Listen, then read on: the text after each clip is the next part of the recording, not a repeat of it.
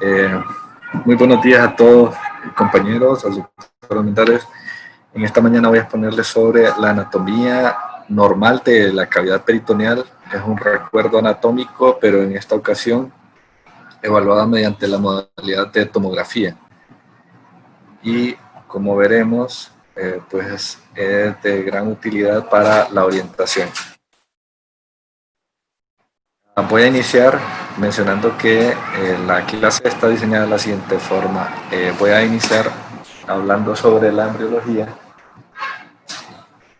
y la función del peritoneo, así como lo más importante y central de la clase, que es la anatomía de los espacios peritoneales y de los ligamentos. Esta imagen quise colocarla porque nos daremos cuenta que al ser tantos recesos de la cavidad intraperitoneal, pues se vuelve casi como un laberinto, pero que al conocer las diferentes divisiones habituales que existen en ella, entonces podemos visualizar de alguna forma las posibles rutas de diseminación de enfermedades o de la circulación de líquido dentro de la misma cavidad. En cuanto a la embriología, pues tiene una colonización por células mesenquimales que van a formar una membrana, que a futuro será la membrana peritoneal. Esta capa de células es única, o sea que es monocapa y por lo tanto se va a comportar como una serosa.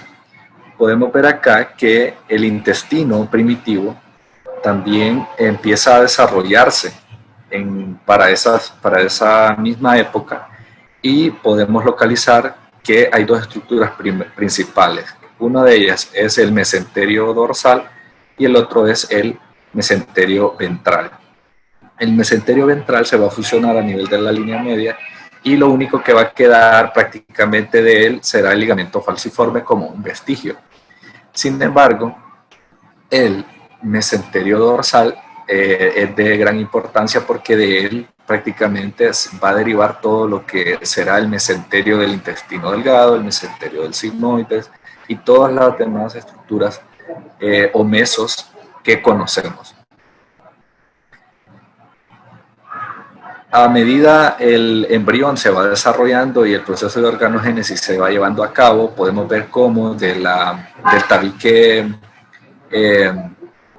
dorsal, del tabique transverso, perdón, se forman tanto los músculos diafragmas como el hígado, y el hígado va quedando envuelto en una membrana serosa que en la parte anterior podemos ver cómo el ligamento falciforme está adherido a su parte anterior y el epiplo menor será lo que comunique a la cavidad gástrica o al estómago con él. También el vaso empieza a desarrollarse en lo que inicialmente fue el mesenterio dorsal, pero posteriormente este será expulsado hacia la cavidad abdominal del hemiabdomen izquierdo. Podemos ver acá también como el páncreas empieza a desarrollarse en su parte más primordial, pero aún tiene una posición intraperitoneal en lo que será la cavidad peritoneal y tomará su posición final hasta más adelante.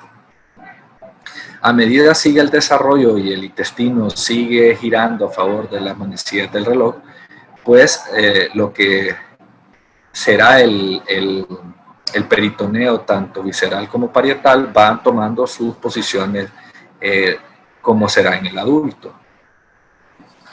Y pues algunas cosas de este desarrollo podrían demarcar por qué algunas personas tienen variantes que son anatómicas normales y que nos podemos enfrentar al momento de evaluar un estudio tomográfico. Y a lo que me refiero principalmente, pues es a una hipótesis planteada por un anatomista llamado Dodd, el cual observó que algunas personas tenían las correderas paracólicas, en algunos casos muy prominentes, incluso podían llegar a tener espacios casi adyacentes al riñón, como pueden ver acá, y otras que no eran profundas, sino que apenas y se podían demarcar. Entonces esto depende de este proceso embriológico en el cual se van fusionando todas estas hojas de meso, una tras otra, y pues puede ser una variante normal que alguna de ellas, por ejemplo la fascia lateroconal, no se fusione totalmente, o lo haga o no lo hagas o lo haga parcialmente con la pared lateral del abdomen, y por lo tanto a este nivel se pueden encontrar correderas tan profundas como esta que vemos acá o muy superficiales. Entonces, básicamente lo importante del desarrollo embriológico es eso, considerarlo que nos podemos encontrar ante variantes anatómicas, y es debido a esto. Cuanto al adulto, pues ya cuando el organismo está maduro, tenemos que la cavidad intraperitoneal estará prácticamente sellada en el hombre, y en la mujer pues estará permeabilizada por la apertura de las trompas de falopio. Del peritoneo, o más bien de la cavidad intraperitoneal, tenemos que saber que los órganos intraperitoneales son móviles, sin embargo están fijados a las paredes del abdomen gracias a ligamentos. Y esta cavidad peritoneal pues está en continuo movimiento, en continua interacción. Normalmente puede tener líquido que ayuda a lubricar las estructuras. Estamos hablando de volúmenes aproximados entre 50 a 75 ml. Y cada una de las porciones del peritoneo pues cumple una función. El peritoneo parietal será aquella porción de las dos hojas del peritoneo. Esta será la que está adherida a la pared de la cavidad abdominal, a la pared interna, y su función es de revestimiento, mientras que el peritoneo visceral va rodeando las estructuras viscerales que están en la cavidad y les da un cierto resistencia, porque al ser una cerosa se vuelve muy resistente, y también les permite, al ser húmedas, estar lubricadas, tener cierto deslizamiento entre ellas. Pero también es importante conocer los puntos de fijación de los órganos, porque en aquellos casos en los que el paciente sufra un trauma, por ejemplo, estos ligamentos o puntos de sujeción serían los encargados de ocasionar la lesión de este órgano, o sería el sitio más frecuente de lesión. Y así tenemos que, como ejemplo, tenemos órganos intraperitoneales como el hígado, la vesícula biliar, la vía biliar, el estómago, el duodeno en la mayor parte de su extensión, el páncreas a nivel de la cola, el vaso, también tenemos el intestino delgado, el ciego, el apéndice cecal, el colon transverso y el colon sigmoides, para mencionar. Tenemos que saber también que algunos términos utilizados al momento de describir la cavidad peritoneal es útil conocerlos para tener claridad de ello. Cuando nos mencionamos a mesenterio, pues sabemos que es aquella capa de peritoneo que une al intestino delgado principalmente y porciones del intestino grueso con la pared abdominal posterior. Entonces, esta parte específica del peritoneo se encarga de comunicar tanto al peritoneo visceral con el retroperitoneo, y es un espacio virtual. Este espacio virtual es importante tomarlo en cuenta porque en aquellos casos en los que un paciente sufre una hemorragia dentro del mesenterio, pues este espacio se va a ampliar y tenemos que tenerlo en cuenta. En el caso de que nos refiramos a los ligamentos, pues tenemos que saber que es similar al mesenterio, sin embargo, esta porción del peritoneo lo que va a unir son órganos intraabdominales entre sí. No es con la pared precisamente, o si lo hace con la pared, pero son estructuras más delimitadas de mayor resistencia. En el caso de aumento, pues aumento será aquella estructura de mesenterio que es especializada y que no se conecta con la pared. Sabemos que hay dos, un aumento menor y un aumento mayor, y solamente tienen un origen y que sus extremos son libres. El aumento debe ser altamente considerado en los casos de trauma también, porque en la tomografía, como veremos adelante, no debería de verse, porque su densidad normalmente es grasa y tienen un espesor muy fino, entonces normalmente no se ve. Pero veremos algunos ejemplos. Pues esto es un poco de lo que estaba explicando de la cavidad intraperitoneal. Ya habrá una clase en la que se explique la cavidad retroperitoneal y también las estructuras de hueco pélvico. También saber que la cavidad intraperitoneal está dividida en un saco mayor y un saco menor o transcavidad de los epiplones, que tiene mucha relevancia en aquellos casos de colecciones a ese nivel en la patología como la pancreatitis. Y de la función del peritoneo, que se encarga de filtrar cualquier tipo de agente patógeno que intente invadir esta cavidad. ¿Cómo lo hace? Pues produciendo esa cantidad de líquido mínima que decimos oscila entre 50 a 75 ml al día y está en un continuo recambio. Aquí podemos ver las flechas cómo nos orientan la dirección del líquido que normalmente se ve en un paciente. En este caso es una reconstrucción multiplanar en un corte coronal de un paciente hepatópata que tiene una gran cantidad de ascitis. Sin embargo, es muy representativo porque los espacios están bastante pronunciados en él. Sin embargo, aquí en el esquema pueden ver cómo, por efecto de la gravedad, el líquido peritoneal discurre principalmente hacia hueco pélvico, desde las correderas paracólicas y el espacio infracólico izquierdo. Ya veremos los espacios luego. Y que por efecto de presión negativa, el diafragma al momento de estar respirando, pues hace una presión negativa como vacuum que favorece ese movimiento del líquido hacia hacia las porciones más superiores. He aquí uno de los mecanismos por los cuales muchas veces los pacientes con ascitis tienen derrame pleural. Y en este esquema, básicamente, quiero mostrarles un panorama global de todas las estructuras de las que vamos a mencionar hoy en la clase. Pues la cavidad intraperitoneal, como podemos ver acá, cuenta con espacios principalmente y ligamentos. Y también tenemos que saber que se comunica hacia su porción inferior con la cavidad pélvica, ¿verdad? Que tiene sus características. Iniciando con los espacios, tengo que mencionar que los espacios los vamos a dividir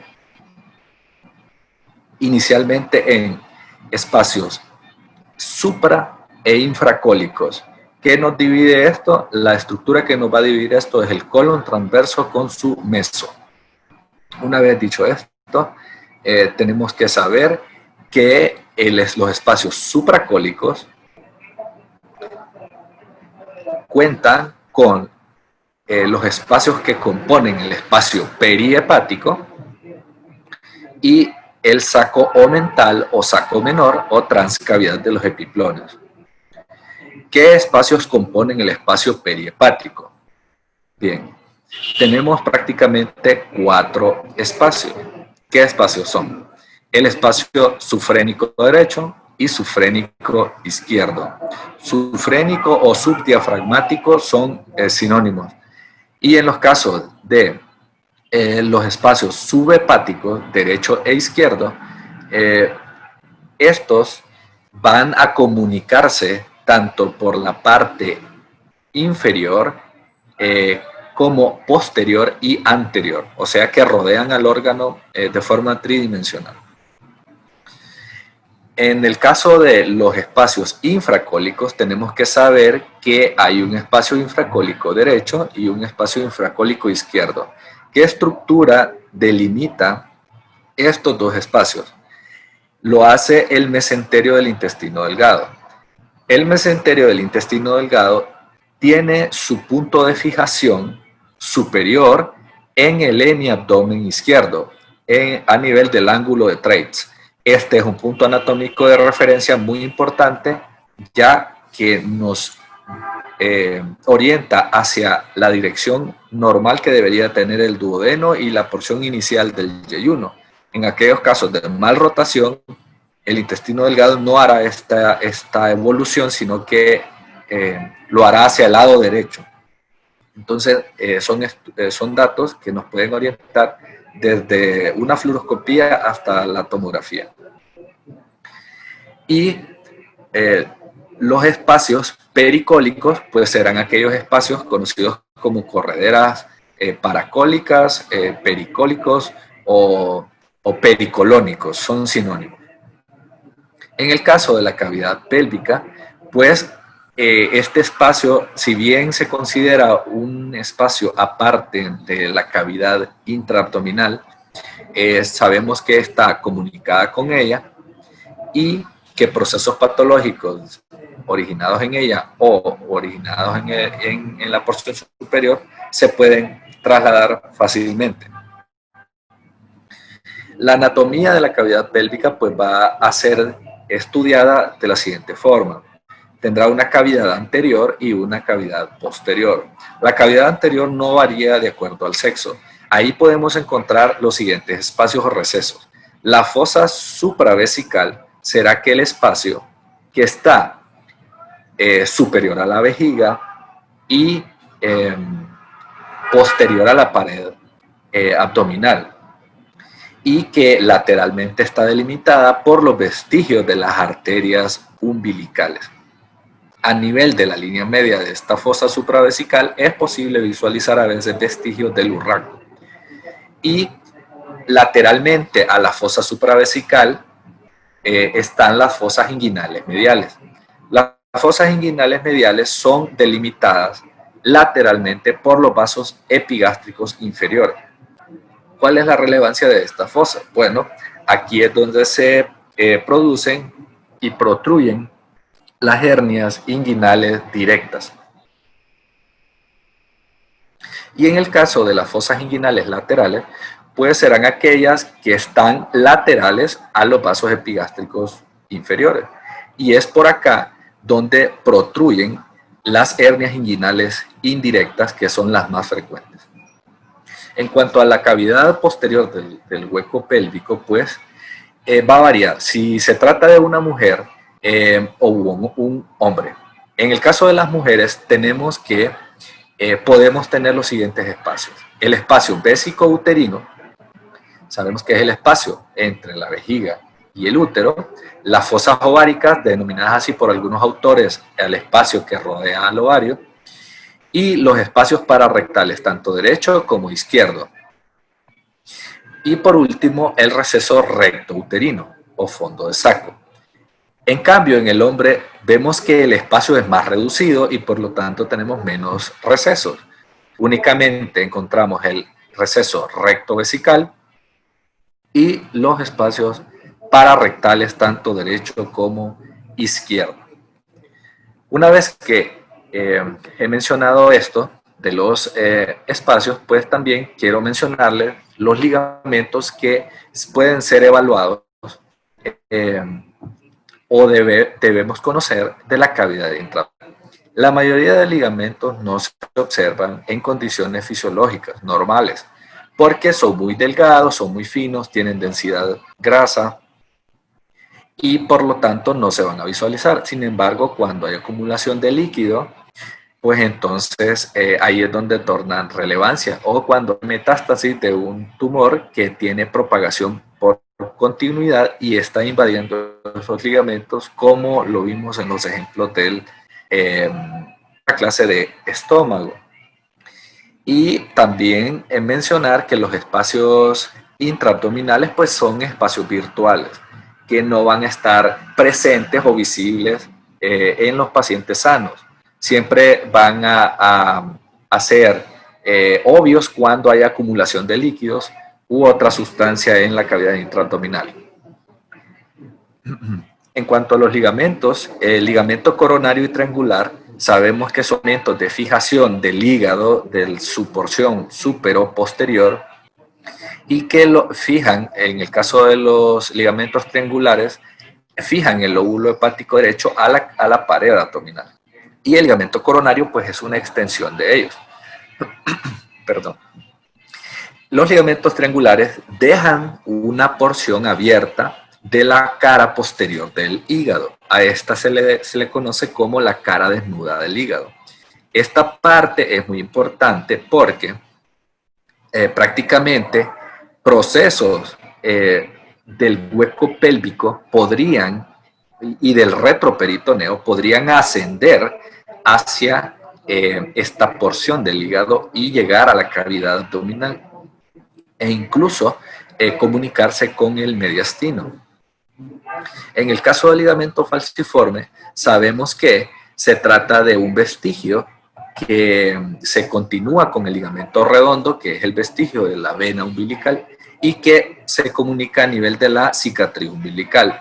¿Qué procesos pueden ser importantes o relevantes para este ligamento? Normalmente no se observa, pero en aquellos casos de pancreatitis, por ejemplo, el proceso inflamatorio digestivo de las enzimas pancreáticas podría diseminarse por este ligamento, repermeabilizándolo y dándonos el signo de Gray-Turner como una necrosis periumbilical. También podría dar metástasis, una neoplasia intraabdominal a través de este ligamento y causar el nódulo de la hermana María Joseph. Y en los casos de hipertensión portal, repermeabilizar y causar circulación colateral a nivel de la pared abdominal, en los casos de hipertensión portal, ¿verdad? ¿Qué otros ligamentos podemos ver? El gastrohepático, gastrocólico y gastroesplénico, mencionados en la clase de estómago, si podemos hacer memoria, y que, como su nombre indica, unen al estómago, ya sea con el hígado, el colon o el vaso, y que contienen vasos sanguíneos, pero que contienen nódulos linfáticos de alta importancia en los casos de neoplasia. En caso del ligamento frenocólico, se trata de una prolongación del mesocolon que va desde el páncreas hasta el colon descendente y a la pared abdominal, y este ligamento en algunas ocasiones sirve como una barrera para aquellas colecciones que vienen de la corredera paracólica izquierda e intentan ascender al espacio periesplénico y subfrénico izquierdo. Sin embargo, al igual que los demás ligamentos, a veces cumplen una función de barrera y en ocasiones no. Eso es muy variable, no es una ley, y podemos encontrar pacientes que tienen el ligamento y no les sirve para delimitar una colección en lo absoluto y el líquido circular libremente por toda la cavidad abdominal. En el caso del ligamento esplenorrenal, pues sabemos que une el polo superior del riñón izquierdo con el polo inferior y el ilio del vaso, y el ligamento ileocólico, pues a nivel de la válvula iliocecal, es un punto de fijación también importante, y el meso del sigmoides, que le permite a esa porción del colon tener movilidad. Y el mesenterio del intestino delgado, como lo mencioné antes, muy importante porque nos separa los espacios infracólicos en derecho e izquierdo. Valga la aclaración, el del lado derecho no se comunica con la cavidad pélvica. Es un espacio cerrado, hermético. En cambio, el infracólico izquierdo sí se comunica con la cavidad pélvica. Ya veremos las imágenes. Y recordar también el epiplón, ¿verdad? El epiplón mayor y menor. En este caso coloqué aquí el epiplón mayor, que si bien no es un ligamento como tal, los epiplones sabemos que son prolongaciones de tejido graso fibroso. El menor, que viene desde la curvatura menor del estómago y se proyecta, y el epiplón mayor desde la curvatura mayor del estómago y se proyecta hacia la línea media o la parte ventral de la cavidad abdominal. Muy bien, ahora veremos los ejemplos. Aquí, por ejemplo, en esta imagen podemos ver en este esquema lo que nos representa son los diferentes espacios. Y tenemos acá en la imagen de la derecha una reconstrucción multiplanar, en este caso coronal, de esta tomografía de este paciente, el cual está coloreada para hacerlo un poco más descriptivo. Y tenemos acá la división en espacios supracólicos, espacio infracólico. La estructura, dijimos que lo va a dividir, es el colon transverso con su meso. Y pues haciendo ya la extrapolación a este esquema, podemos ver cómo en amarillo tenemos toda la región supracólica y en azul la infracólica. Podemos ver acá como la región perihepática con sus espacios o recesos sufrénico derecho, sufrénico izquierdo y subhepático derecho y subhepático izquierdo. El receso sufrénico derecho, básicamente su límite será el borde del ligamento triangular. Hasta ahí llega. Y el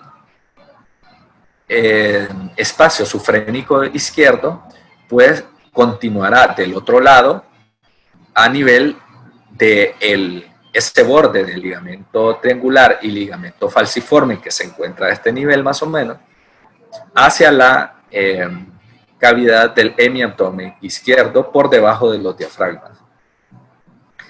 Aquí en esta región pues básicamente es por donde se encuentra la región desnuda del hígado y donde podría haber comunicación con el retroperitoneo. Luego tenemos hacia la parte más inferior, cerca del segmento hepático 5 y adyacente a la vesícula biliar, el receso conocido como fosa de Morrison o subhepático derecho. Ese receso se encuentra en íntima contacto con no en contacto directo, porque el riñón derecho es retroperitoneal. Sin embargo, se encuentra en íntima relación con él. Y también es importante saber que el espacio infrahepático o subhepático izquierdo, pues estará del otro extremo del hígado inferior al lóbulo hepático izquierdo. Este tiene una íntima relación con el orificio de la cavidad de los transepiplones. La transcavidad de los epiplones, perdón.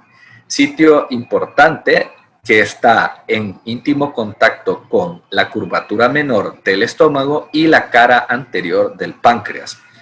Es un sitio, un espacio virtual donde se acumulan colecciones habitualmente.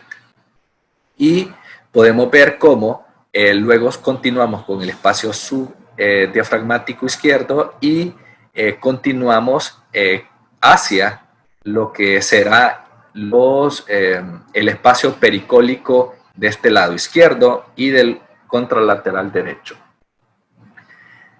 Una vez que sabemos eso, en la parte infracólica vamos a tener dos compartimentos principales y dijimos que va a ser uno derecho y uno izquierdo, divididos por el mesenterio del intestino delgado, que inicia o se fija superiormente a nivel del ángulo de Treitz y desciende de forma oblicua hacia la fosa ilíaca derecha hasta llegar a la porción iliocólica. Podemos ver cómo en azul más oscuro el espacio o receso infracólico derecho está prácticamente hermetizado y no puede comunicarse con el hueco pélvico. Sin embargo, el del lado izquierdo está abierto hacia la cavidad pélvica. Muy bien.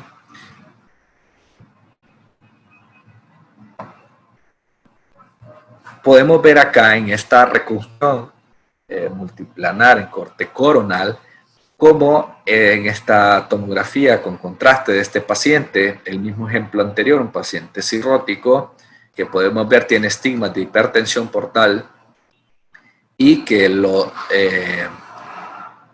que hace es que esta gran cantidad de ascitis que tiene exagera bastante los espacios intraperitoneales. Podemos ver cómo esta región azul, denotadas como el número 6 y número 7, nos hace referencia a los espacios infracólicos. Y podemos ver cómo desde un esquema a la vida real, pues es un tanto más difícil de determinar. Sin embargo, conociendo la anatomía, sabemos que a nivel del ángulo de Treitz será el punto de fijación superior y que su orientación será oblicua hacia la fosa ilíaca derecha. También veremos más adelante que estos recesos básicamente tienen como íntima relación con el mesenterio y por lo tanto son sitios de importante estudio en aquellos casos que sospechemos trombosis mesentérica, arterial o venosa, o en los casos de traumatismo abdominal cerrado. Luego, del espacio supracólico, veamos el ejemplo que tenemos para observar el espacio de la transcavidad de los epiplones. Les mencioné que es el espacio virtual que está localizado entre la curvatura menor y la cara anterior del páncreas. Entonces, este espacio virtual que se abre cerca del espacio subhepático izquierdo es un sitio de especial interés en aquellos casos de patología pancreática o gástrica que podría ocasionar acumulación de líquido a este nivel. En el caso de el espacio perihepático, podemos ver acá cómo coloreado en amarillo nos demarcan cómo están localizados estos espacios y cómo se pueden continuar con ellos. Aquí podemos ver cómo visualizamos el espacio subdiafragmático derecho y el espacio subdiafragmático izquierdo con continuidad hacia el espacio periesplénico. Y podemos ver que la gran cantidad de líquido que rodea las estructuras es la que permite visualizar bien estos espacios.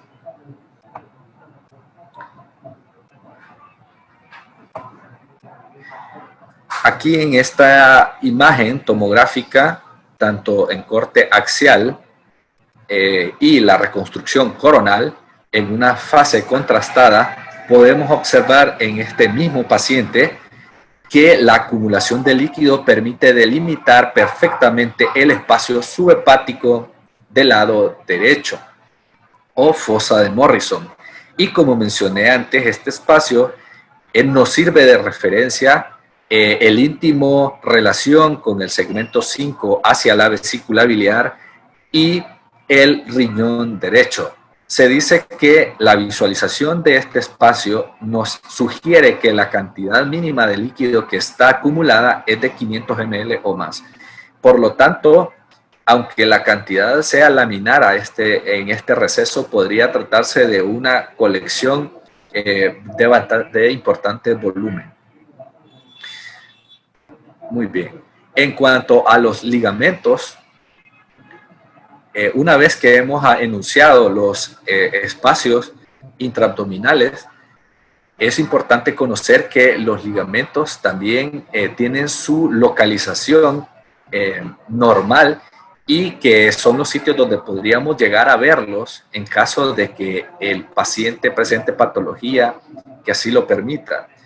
Y aquí podemos ver que no están ordenados, pero el número 1 corresponde al ligamento gastrohepático, el número 2 corresponde al ligamento hepatoduodenal, ligamento de suma importancia ya que contiene a la tríada portal compuesta por la vena, aporta la arteria hepática principal y el conducto colédoco, además de ganglios linfáticos, uno de los ligamentos más importantes. El ligamento gastrocólico, que en este esquema no está representado, el ligamento gastroesplénico, que une estructuras enunciadas en su nombre, ligamento esplenorrenal, que tampoco está representado adecuadamente en este esquema, el ligamento falciforme, que sabemos es un vestigio, el ligamento frenocólico, que básicamente es el tabique que va a delimitar el receso o corredera paracólica izquierda del espacio perirrenal, periesplénico, perdón. También el mesocolon transverso, enunciado aquí como el número 6, el mesocolon sigmoides, aquí en el número 8, y el mesenterio del intestino delgado, que nos permite hacer la división del espacio infracólico. Luego quiero mostrarles ejemplos de cada uno de los ligamentos solo para tener memoria de ellos. Y pues en este esquema vemos al hígado en una vista frontal, viendo su lóbulo hepático derecho, el izquierdo, y a nivel en el punto medio de estos dos lóbulos, como el ligamento falciforme se continúa hacia el ligamento redondo y hacia la parte más superoposterior las dos hojas del ligamento se bifurcan y forman el ligamento coronario y más posteriormente los ligamentos triangulares tanto izquierdo como derecho. Esta sería el área desnuda o cara desnuda del hígado. Podemos ver acá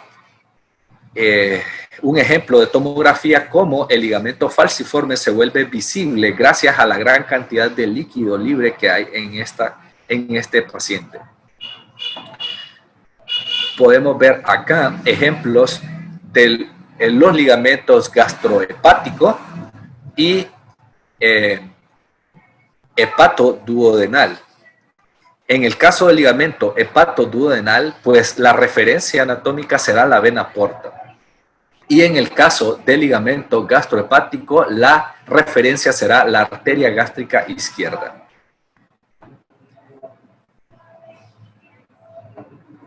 El ligamento frenocólico, representado acá de color naranja, en realidad no se visualiza ya que en este paciente pues no está engrosado.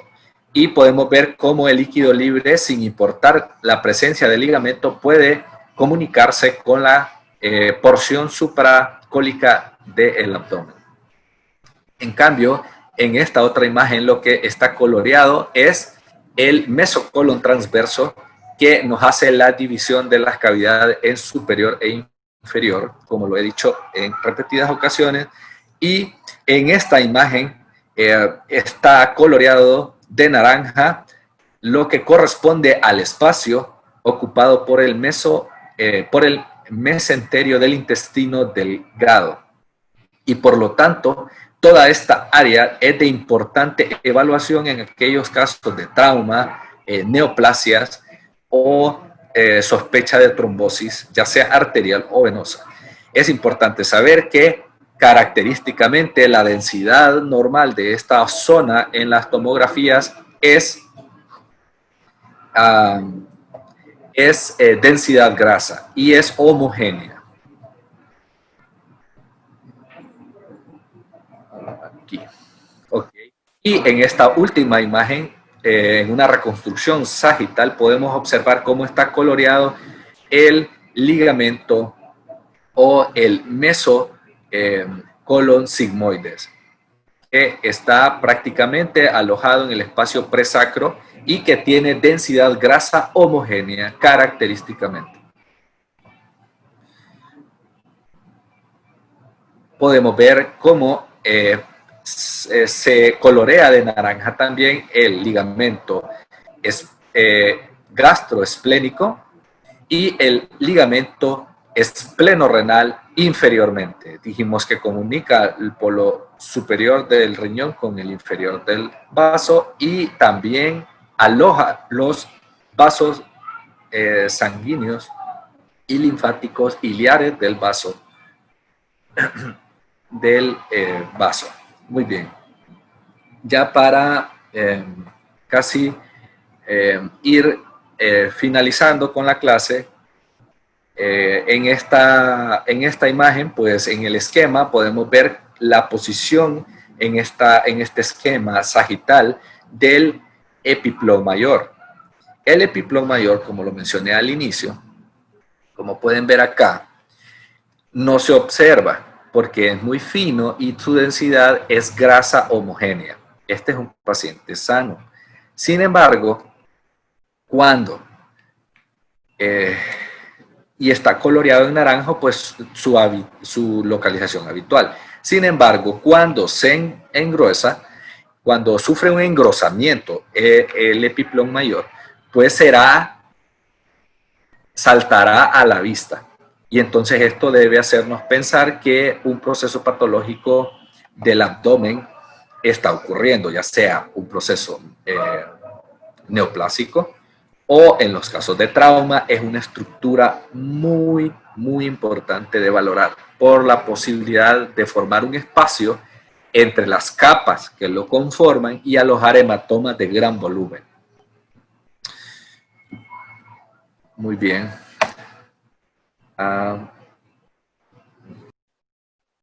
Y para finalizar la exposición, me gustaría consultarle a cualquiera de los compañeros que está en línea si la imagen que tenemos en el lado izquierdo de nuestros monitores, englobado como este espacio amarillo, ¿qué es lo que estaríamos demarcando con esta referencia?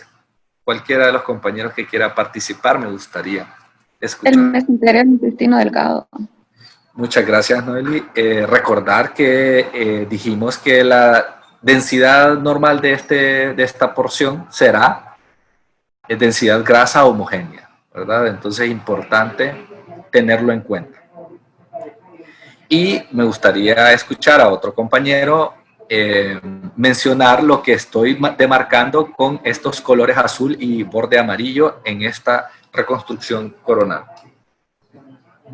Buenos días, doctor. Jorge García. Serían las correderas paracólicas derecha e izquierda. Muy bien, gracias, Jorge. Así es.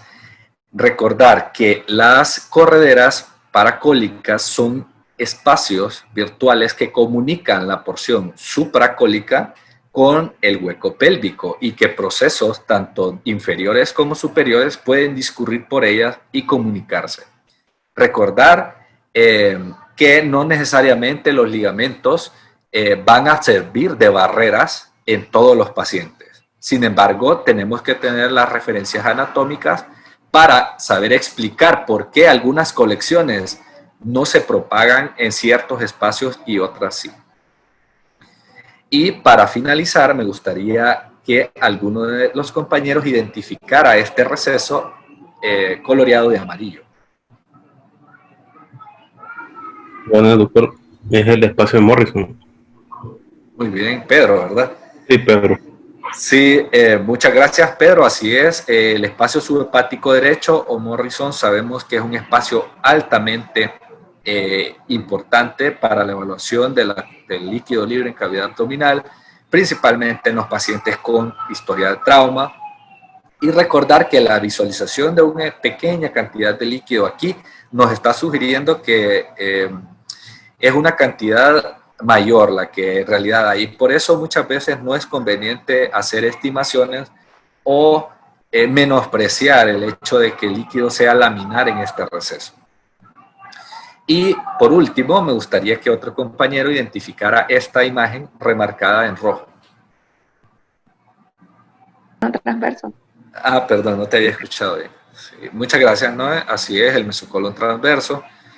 Junto al colon transverso nos hacen la importante delimitación en los espacios supracólicos e infracólicos que pues hemos explicado el día de hoy. Básicamente esa fue la exposición de hoy. Esta fue la bibliografía en donde me apoyé y estoy atento a sus preguntas o comentarios.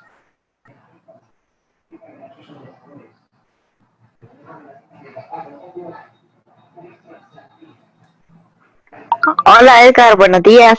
Sí, pareciera que la cavidad abdominal fuera toda una sola caja, ¿verdad? Pero realmente no. Está dividida por muchos ligamentos, así como hemos venido hablando, ¿verdad? Y esto es importante por varias razones, bueno, por muchas razones, ¿verdad? Pero para mencionar algunas de las más comunes, por ejemplo, en trauma.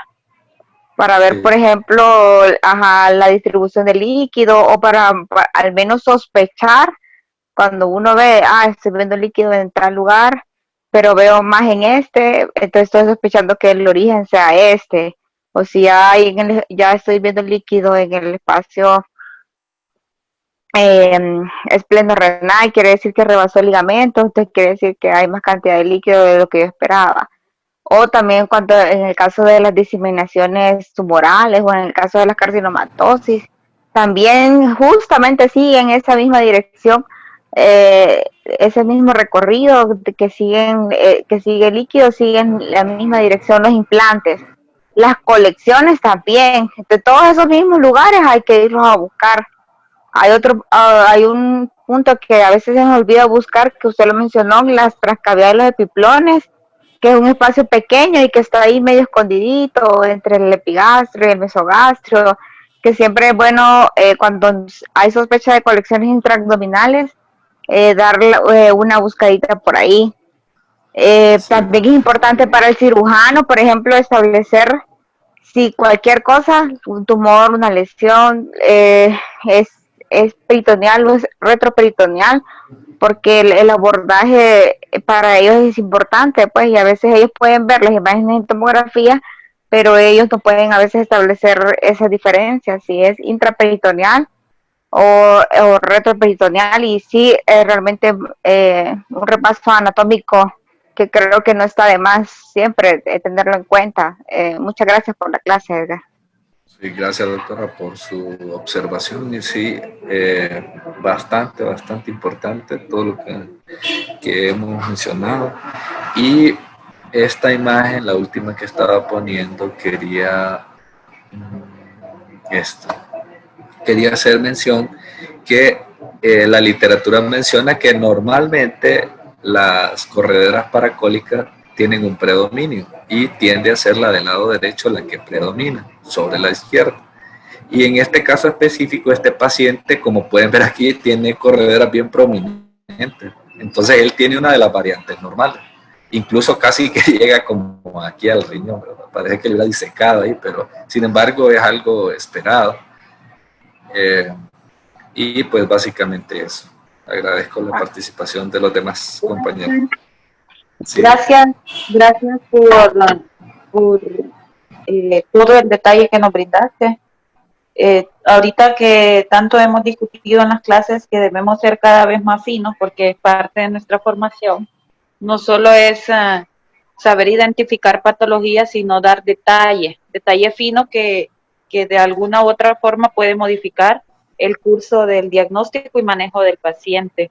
Entonces agradecerte porque fue una clase muy didáctica, muy ilustrativa y siempre nos ayuda, independientemente de la etapa que estemos de